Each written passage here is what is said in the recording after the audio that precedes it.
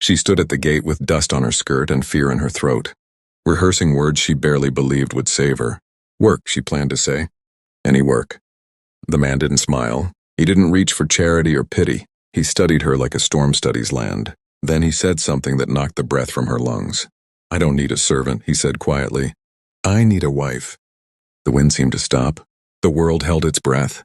And in that moment, Evelyn Carter realized her life was about to change in ways she couldn't yet survive or refuse. 3 days on foot had carved her down to the bone. Every step across the Wyoming prairie had been paid for in blood and will. Her boots were ruined, her heels blistered raw, but she kept walking because stopping meant going back, and going back was not an option. Not after St. Louis, not after what she'd run from. The ranch appeared like a promise she didn't trust.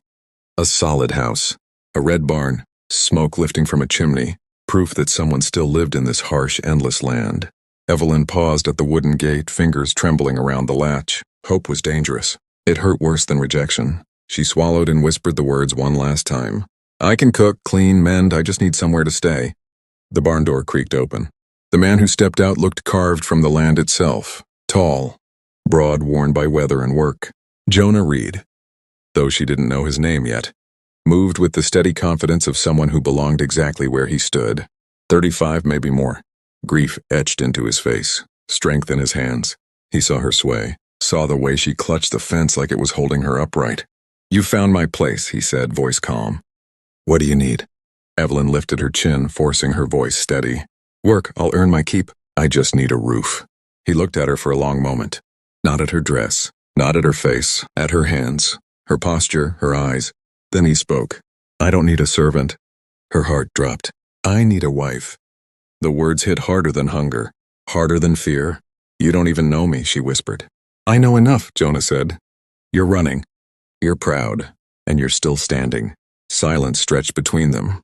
Wind moved the grass. Somewhere a horse stamped. Stay the night, he added, gentler now. Think on it. In the morning you decide. Evelyn looked back toward the open road, toward the past that hunted her. Then she pushed the gate open and stepped into the unknown. The room above the stable smelled of clean hay and old wood, and to Evelyn Carter it felt like shelter made real.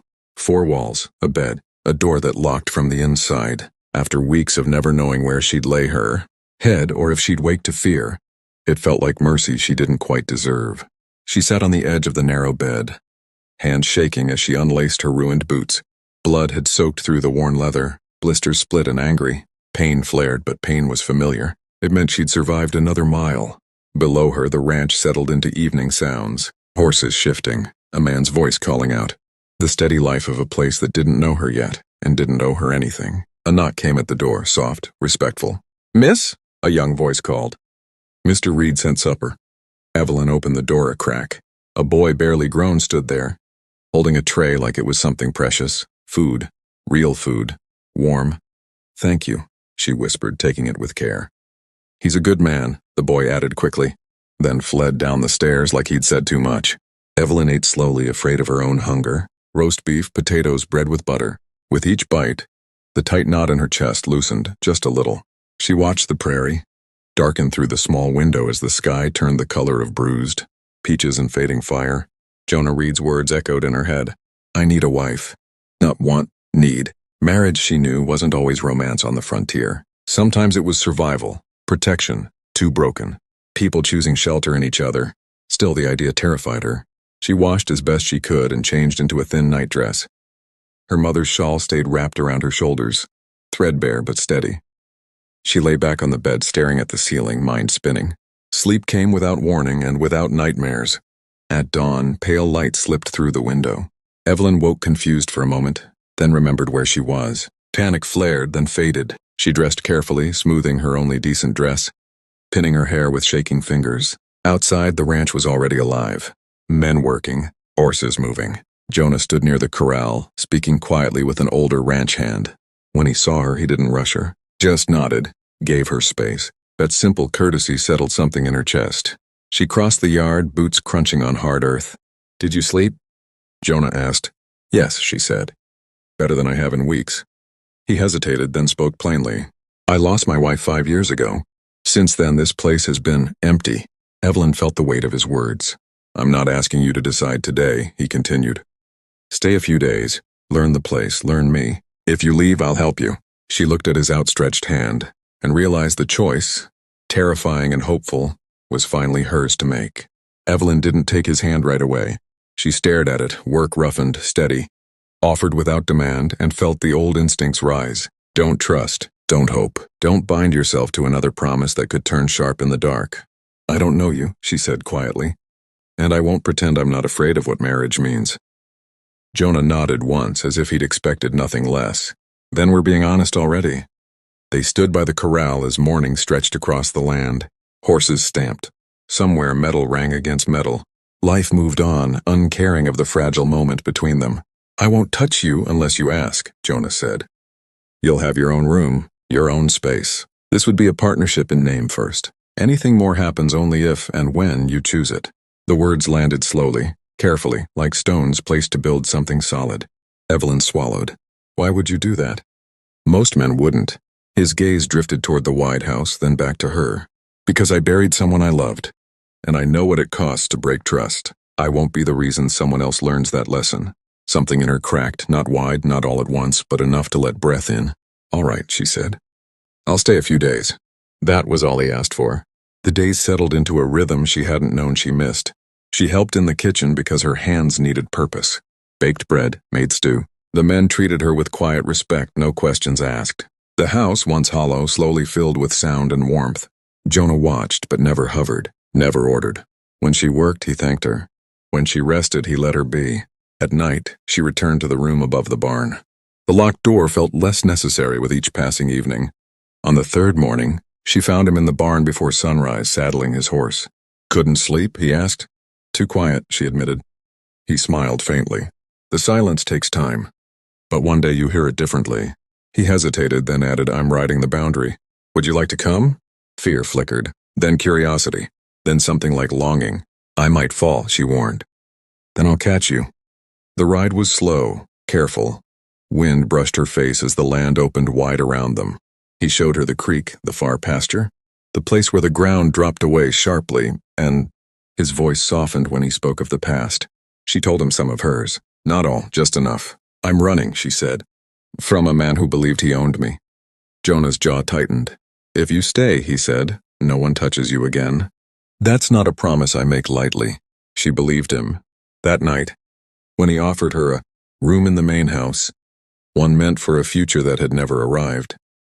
Evelyn realized the days of only surviving were slipping behind her, and something far more dangerous was taking their place. Hope. The room in the main house felt too large for someone who had lived her life trying not to take up space.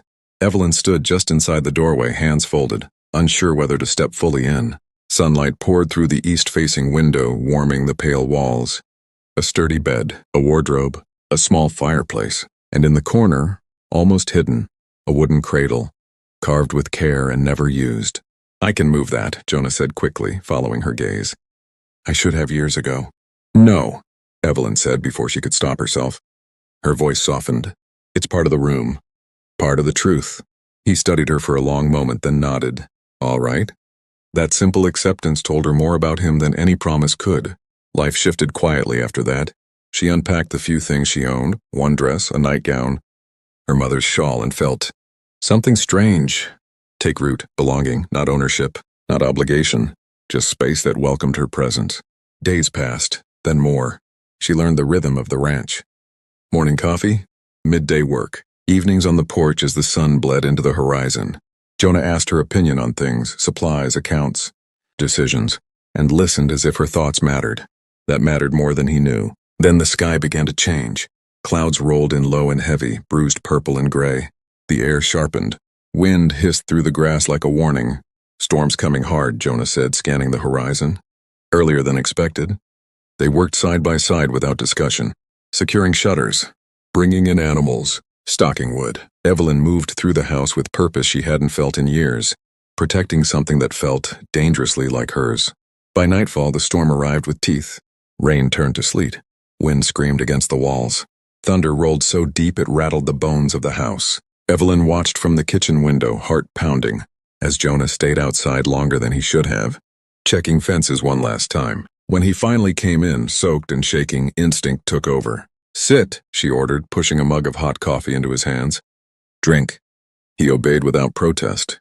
The storm worsened. Then came the sound, faint at first, then unmistakable. Cattle, panicked, close to the North Gulch.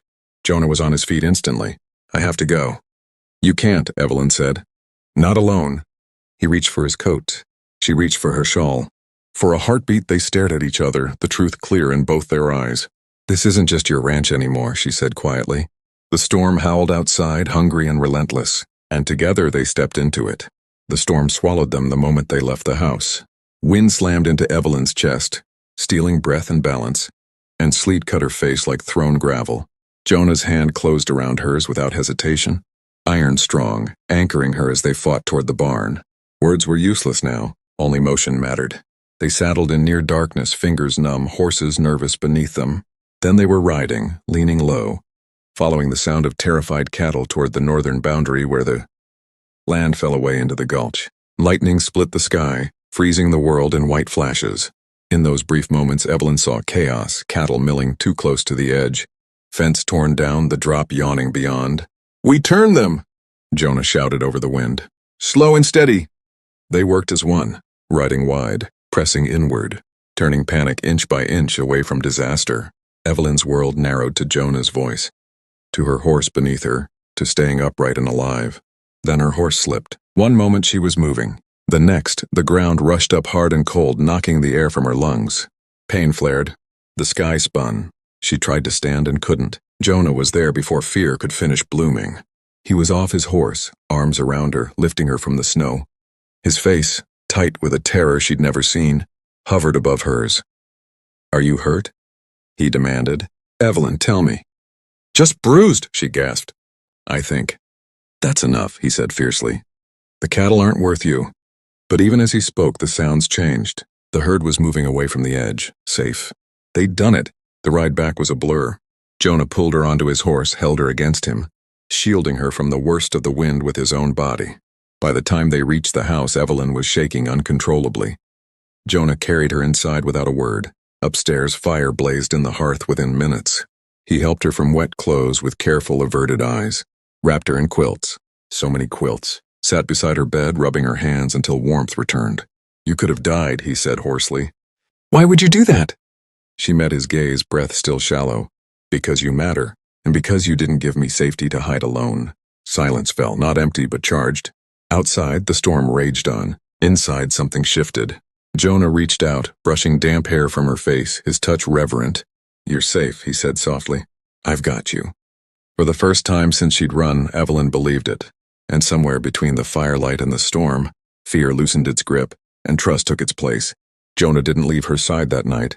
He sat in the chair near the bed, boots still damp, feeding the fire whenever it threatened to fade. Evelyn drifted in and out of sleep, waking each time to find him there, solid, watchful, real.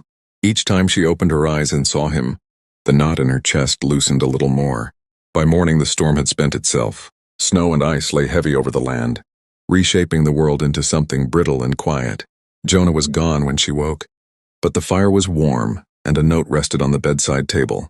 Gone to check the herd, rest, that's an order. She smiled despite the soreness in her ribs. Dutch brought breakfast not long after, eggs, bacon, toast, and strong coffee. He hovered in the doorway longer than necessary, hat in hand. You scared the hell out of us last night, he finally said. Riding into that storm like that. I wasn't alone, Evelyn replied. That's exactly the point, Dutch said. You didn't act like hired help. You acted like family. When he left, the word stayed. Later that day, she found Jonah behind the house splitting wood with unnecessary force. Each swing of the axe carried anger. Fear worked out through muscle and sweat. You should be resting, he said when he saw her. So should you, she answered, stepping closer. What happened? He stopped, breathed. When I saw you fall, I thought I was losing someone again. I can't go through that twice. Evelyn placed a hand over his heart. Then don't lose me. I'm choosing to stay. His hands framed her face, trembling. Is that what this is, choice? Yes. Her voice didn't waver. If the offer still stands, I'll be your wife. The words changed everything. They married 2 weeks later in town. Simple, honest, real. No fanfare. Just vows spoken clearly and meant fully. Life didn't turn perfect overnight, but it turned steady. Days grew warmer. Work continued. Laughter returned to the house. Evelyn found herself belonging in ways she hadn't known were possible, respected, protected, valued. And when Jonah took her hand at night, it wasn't possession. It was partnership. What began at a gate with desperation became something stronger, something chosen, and neither of them would ever face the world alone again. Marriage didn't change everything at once. It changed things quietly, like snow melting into soil, unseen until something green pushed through. Evelyn woke each morning beside Jonah with a strange sense of calm. No dread, no need to brace herself, just the steady knowledge that she was not alone anymore. They learned each other in small ways. The way Jonah always rose before dawn but left coffee warming for her. The way Evelyn hummed while working, old tunes she didn't realize she remembered. They spoke openly about the ranch, about money, about the past without fear of punishment or dismissal. Trust grew where fear once lived. The men noticed the change first. The house no longer felt hollow. Meals stretched longer. Laughter lingered. Dutch smoked his pipe on the porch most evenings, telling stories that grew taller each time they were repeated. Tommy wrote letters with Evelyn's help, saving every penny for a girl back east. Then the letter came. It arrived on a hot July afternoon, carried in by Jonah with an expression too careful to miss. "This came for you," he said, holding out the envelope. From St. Louis. Evelyn knew the handwriting. Her hands shook as she opened it. Her father was dead. The words struck like a blow. Fever, quick, gone before she could return. Gone believing she'd abandoned him. Beneath the grief burned something sharper. Threats. Accusations. A promise that her stepfather, Edgar Mallory, was looking for her. Jonah read the letter once.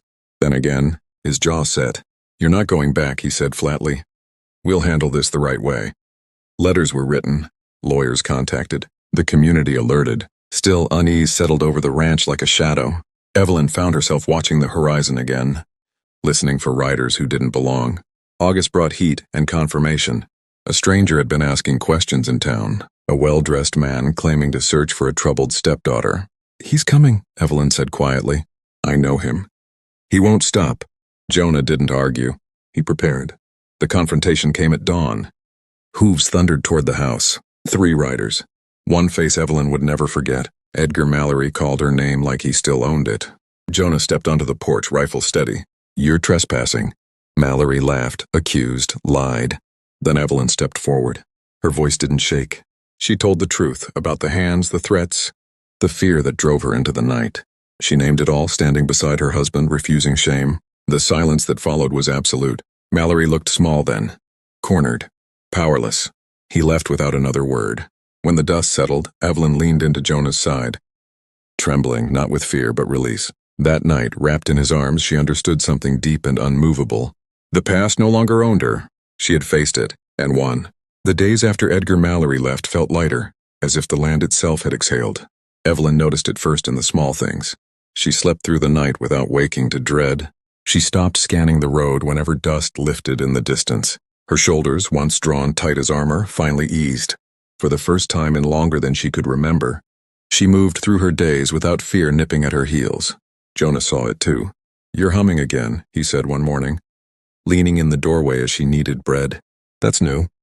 Evelyn paused, then laughed softly. "I think I forgot I used to."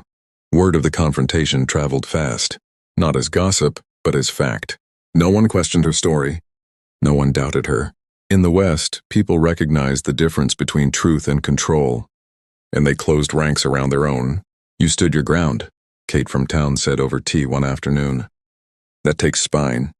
Don't ever forget it." Autumn rolled in gentle and gold. The ranch thrived. Work felt purposeful now, not survival, but building. Evelyn took to the accounts, discovering a steady head for numbers. Jonah trusted her judgment without hesitation, and the pride in his eyes warmed her more than any praise. Evenings stretched longer. They sat on the porch watching the sky turn to fire, talking about nothing and everything. Sometimes Jonah spoke of his first wife, not with pain sharp enough to cut, but with remembrance that honored the love without letting it rule him. Evelyn listened, understanding that grief shared was lighter than grief locked away. It was during one of those quiet evenings that the thought first formed. "There are others," Evelyn said slowly, watching the sun dip low. "Women like I was, running, hiding, desperate for a place to stop." Jonah followed her gaze. "I've seen them pass through town. Shadows of people. What if," she continued, heart steady, "this ranch could be more than just ours? What if it could be a place where someone could catch their breath, work, heal, decide their next step without fear? Jonah didn't answer right away. He considered, measured, then nodded. We could build a cabin or two, he said. Simple, safe, no questions asked. The idea took root quickly. By winter's first frost, plans were underway. A small cabin near the trees, a stove, a bed, privacy, nothing fancy, just enough. The first woman arrived before the snow fell heavy. Younger than Evelyn had been, eyes hollow, hands trembling. Evelyn greeted her at the door, not as a savior, but as someone who understood. You're safe here, she said simply. That night, as the fire crackled and the wind pressed against the windows, Evelyn realized something profound. She hadn't just escaped her past. She had transformed it into purpose. And in doing so, she had found the truest kind of home. Winter settled over the ranch with quiet authority. Snow softened the land, smoothing sharp edges, turning the prairie into something almost gentle. Inside the house, warmth lived not just in the hearth, but in the voices that filled the rooms more often now. The cabin near the trees was occupied, then empty, then occupied again. Women passing through, each carrying their own story of fear, loss, and stubborn survival. Evelyn welcomed them without questions. Work was offered. Space was respected. Healing happened slowly, the way it always did. Through routine. Through safety, through being seen without judgment. Jonah watched it unfold with something like awe. You've turned this place into more than a ranch, he said one evening as they sat by the fire. You've turned it into refuge. We did, Evelyn corrected gently. Together. It was late February when the truth made itself known. Evelyn had been tired for weeks more than usual. Mornings stretched long. Food tasted strange. When the doctor came through town, Jonah insisted she see him, fussing in a way that made her smile even as it worried her. The confirmation came quietly. A child. Evelyn sat on the edge of the bed that night, hands folded over a future she hadn't dared imagine. Jonah stood across from her, frozen, fear and hope colliding in his eyes. We'll be careful, she said quickly, reading his silence. I know what you lost. I know you're scared. He crossed the room in 2 strides and pulled her into his arms, holding her like she might disappear. I'm terrified, he admitted into her hair, but I'm also ungrateful for another chance. Spring arrived early that year, as if the land itself was eager to begin again. They prepared together, painted the nursery, set the cradle back where it belonged. The room that had once held only grief slowly filled with promise. When labor came, it came fast.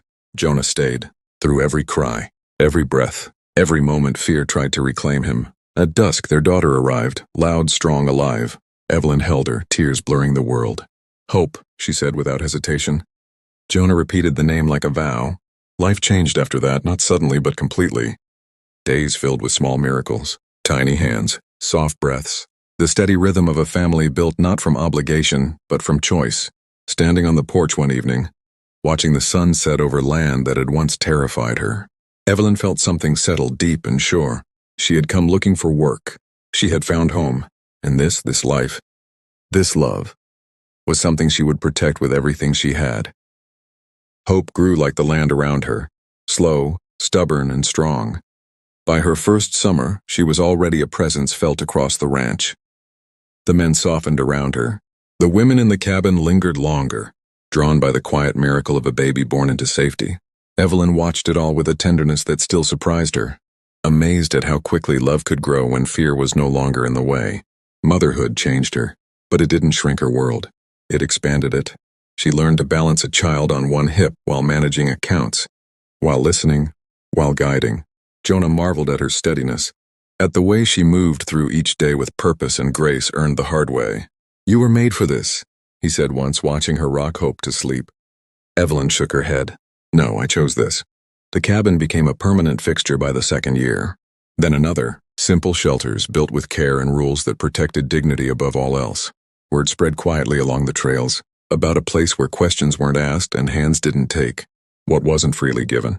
Some stayed weeks, some months, some left stronger than they arrived. All left changed. Trouble never fully disappeared. It never does on the frontier. There were harsh winters, lean years, men who didn't understand why a ranch would turn away certain kinds of business. Jonah stood firm. Evelyn stood beside him. Always, Hope learned to walk in the dust of the yard, learned to speak to horses before people. Laughter returned to the house in a way it never had before, full, unguarded, real. On a quiet autumn evening, years later, Evelyn stood at the same gate where her journey had nearly ended. Hope played nearby, chasing fireflies. Jonah leaned against the fence, watching them both. "Do you ever think about that day?" he asked softly. "All the time," Evelyn replied. "Not with fear anymore, with gratitude." She turned to him. "You gave me a choice." Jonah smiled. "You gave me a life." The sun dipped low, painting the sky in golden fire. The land stretched wide and forgiving before them. Evelyn rested her hand over Jonah's and felt the truth settle, deep and unshakable. She had not been rescued. She had been respected. And in that respect, she had built something that would last far beyond her own years. The wind moved through the grass, carrying the quiet promise of tomorrow, and this time it felt like peace. Time softened the sharpest edges of memory, but it never erased them. Evelyn learned that healing wasn't forgetting, it was remembering without fear. Some nights, long after Hope had fallen asleep and the house settled into its familiar quiet, she still thought about the girl who had stood at this ranch gate, with dust on her skirt and desperation in her chest. That girl felt distant now, not gone but honored. The refuge grew slowly, deliberately. Jonah refused to rush it. "Anything built too fast breaks," he always said. Evelyn agreed. Safety, like trust, needed strong foundations. They held firm rules, no questions demanded, no debts owed beyond honest work. No one stayed who threatened the peace of the place. The ranch earned a reputation, not loud, not public, but powerful. Men learned not to pry. Women learned where to ride when they needed to disappear and still be found. Hope grew under wide skies. She learned kindness as naturally as breathing. When she asked why some women cried at night, Evelyn answered simply, "Because they're learning they're safe." That was enough. Jonah aged gracefully, lines deepening at the corners of his eyes, strength settling into something quieter but no less solid. He remained watchful, not suspicious, but aware.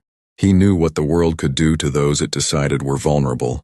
One spring, a woman arrived with 2 small boys and nothing but fear driving her horse.